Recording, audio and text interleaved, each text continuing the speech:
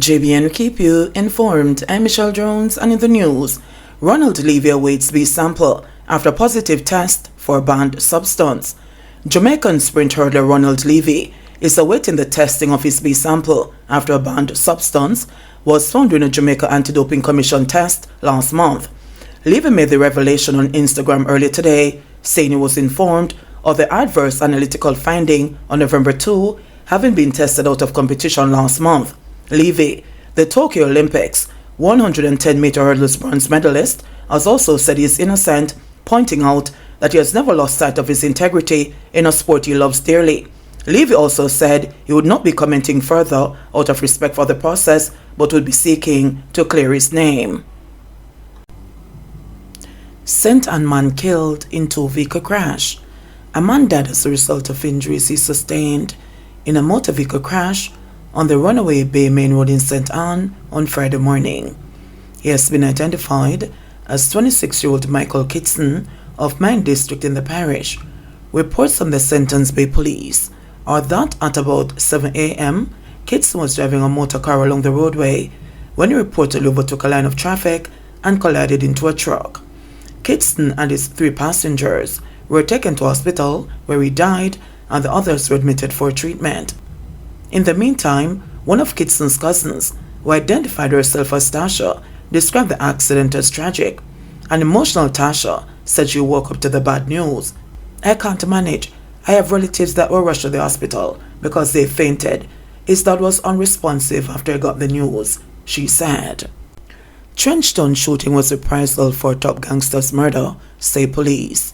Investigators are theorizing that Thursday evening's fatal drive-by shooting in Trenchtown was the result of a conflict between rival gangs, Buckers and Fatherless, which are based in the area.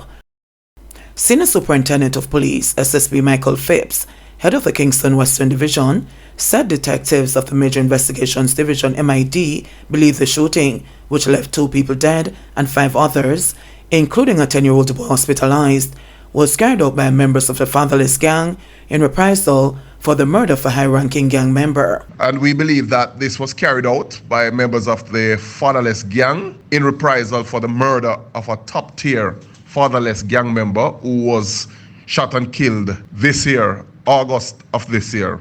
We are at this time trying to locate Pepe, Shamar, Juju. These persons, we believe, can assist the MID in our investigations. SSP Phipps reported that Thursday shooting occurred around 7:30 p.m. when a motor vehicle with gunmen drove into the 3rd Street area of Fremont and opened gunfire at the people who were along the roadway. 7 people were shot and injured and were rushed to the hospital, where 2 people were pronounced dead and the others treated and hospitalized. The deceased have been identified as 34-year-old Romaine Mirage, otherwise called Cooley, and the 26-year-old Desmore Mackenzie, otherwise called Nico, both from the Kingston Western community. SSP Phipps assured residents in Trenchtown that the police are using all necessary means to find the gang members. Woman shot dead in Homestead, St. Catherine. A woman was shot in Homestead, Spanish Town, St. Catherine last night. The police report that about 9 o'clock, explosions were heard on Mansfield Avenue and checks were made. It was revealed that the woman, who is visiting from England, was shot. She was taken to the Spanish Town Hospital for treatment. The Spanish Town Criminal Investigation Branch is probing the matter. No motive has been established for the shooting. Man charged in relation to Westmoreland double murder. A 32-year-old man who was on the St. James Police wanted list has been charged with murder, wounding with intent, and shooting with intent in relation to a November 20, 2022 shooting incident. Lorenzo Walters is charged with the murder of 5-year-old Tavoy Cummings and the 26-year-old Samuel Shaw, both of Grange Hill in Westmoreland. Reports from the police are that about 2 p.m., Tavoy and Shaw were occupants of a motor vehicle when they were pounced upon by Walters and another man armed with handguns. The attackers opened fire at the vehicle, and when the shooting subsided, Tavoy, Shaw, and another man were seen suffering from gunshot wounds. The 5-year-old and Shaw were pronounced dead at hospital, while the 3rd person was treated and released. Walters was arrested during a joint police-military operation on Sunday, October 29, and was subsequently charged. St. Catherine man gets life imprisonment for illegal gun possession. A St. Catherine man has been sentenced to life imprisonment after pleading guilty to illegal gun possession under Jamaica's New Firearms Act. 26-year-old Anthony Eric Murray of a Marchpen Road address was sentenced on October 26. He used to serve 15 years before being eligible to apply for parole. Additionally, he'll receive a 9-year sentence for unauthorized possession of ammunition. The police say on about 9:35 p.m. on December 24, police personnel were patrolling Marchpen Road, Spanish Town, when they spotted a group of men near an area called Big Tree. They say Murray made a sudden attempt to flee the scene upon noticing the police. During their pursuit, officers observed Murray removing a gun from his waistband. After apprehending him, the weapon was identified as a Taurus 9mm pistol. The police say a magazine containing 13 cartridges was also recovered. Murray was arrested and taken to the Spanish Town police station, where he was later charged and taken before the St. Catherine Parish Court. The matter was subsequently transferred to the Gun Court Division of the Supreme Court. Man charged of a gun seized during traffic stop. The police have charged 2 Kingston men over the seizure of a loaded gun during a traffic stop along Spanish Town Road. Charged are 27-year-old taxi operator Patrick Bishop and the 28-year-old delivery man Carlos Johns. They are charged with possession of a prohibited weapon, unauthorized possession of ammunition, possession of a prohibited weapon with intent to traffic, and the trafficking a prohibited weapon. The police report that about 4 p.m. on Tuesday, October 31, both men were traveling in a Toyota Probox motor car when they were stopped and a search was conducted. According to the police, a Smith & Wesson .40 pistol with a magazine containing 14.40 rounds was found. Both men were arrested. They were later charged on Wednesday, November 1. A court date is being finalized. Witness says he couldn't burn beautiful Tonia with acid. For months before Tonia McDonald was murdered, her husband, Everton Beachy Stout McDonald, reportedly pointed her out while she was having her hair done and told a man who he had hired that he could douse her with corrosive substance. Him say, if you know what, you can do it right now there, sir. You can burn her up right there, sir. The fourth witness, an incarcerated convict who is serving time for misprision of felony and receiving stolen property, yesterday recalled being told by McDonald. The 68-year-old businessman, who was on trial in the Home Circuit Court for the July 2020 murder of his wife, was reportedly so anxious that he went for the substance himself. But the man who he had hired to do the job claimed that he changed his mind and could not harm Tonia as she was too beautiful. "Me never want to do it. I'm not that type of person. She was so beautiful, I couldn't hurt her," he testified as McDonald stared blankly. The man's response prompted Justice Chester Stamp to ask, "So he would have done it if she wasn't beautiful?" But the witness did not reply. According to him, he met McDonald in 2019 and entered into an arrangement with him to assault his wife with black acid. He said they met twice in 2019 and again in January 2020. However, he told the court that during the first meeting, McDonald complained that his wife was giving him beer problems and that she was giving him pure bun. "She'd now come home most of the nights and I give him pure bun and him want to get some black acid and dismantle her," he testified. The witness said he was first introduced to McDonald in a car park near to his supermarket in Portland.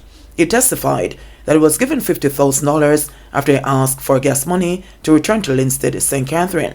On the second visit, the witness said McDonald showed him an exit route behind the supermarket where he could escape after completing the mission. During that same trip, McDonald also reportedly showed him Tonia.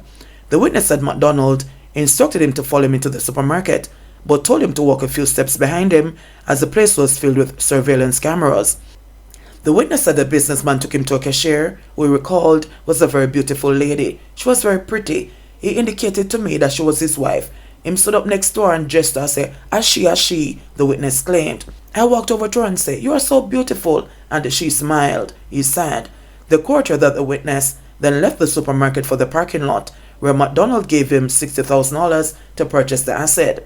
He said that a few days after he returned to St. Catherine, he went to the salt factory in Spanish Town, St. Catherine, where one of his friends worked, and told him that he wanted to purchase some black acid. He testified that he returned to Portland in January 2020, where he met with McDonald in the parking lot and gave him the bottle with the substance. He said Beach opened the bottle, tipped some on his hand, grimaced, then smiled and said, "Right stuff." The witness said after McDonald secured the substance, he invited him to walk with him and took him to a plaza close by where Tonia was sitting under a hairdryer.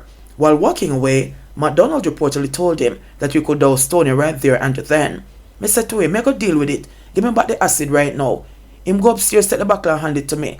I walked towards the place where the beautiful lady was under the dryer and sipped through a gas station because me never go do what him tell me to do.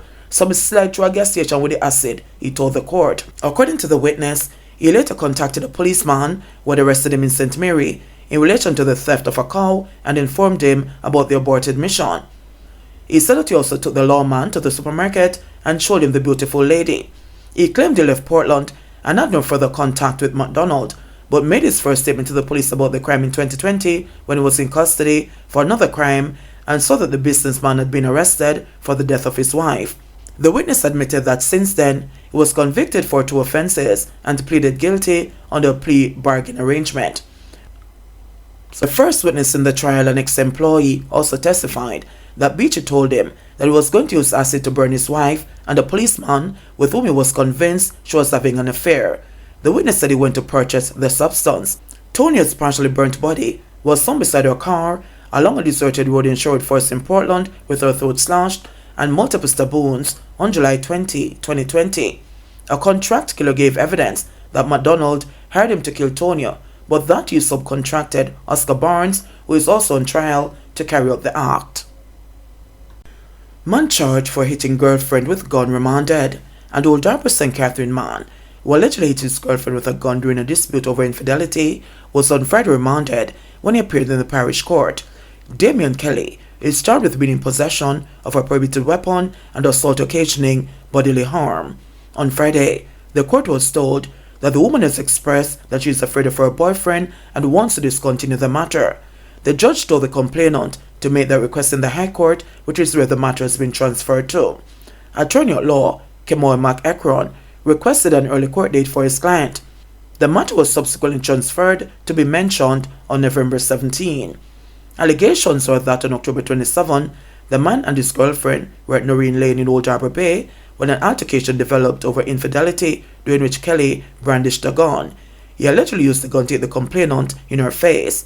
The matter was reported to the police, and following an investigation, Kelly was subsequently arrested. He was charged after a question and answer session. JBN, we keep you informed. Please remember to subscribe, like, share, leave us a comment, and click the notification bell to receive our daily news items.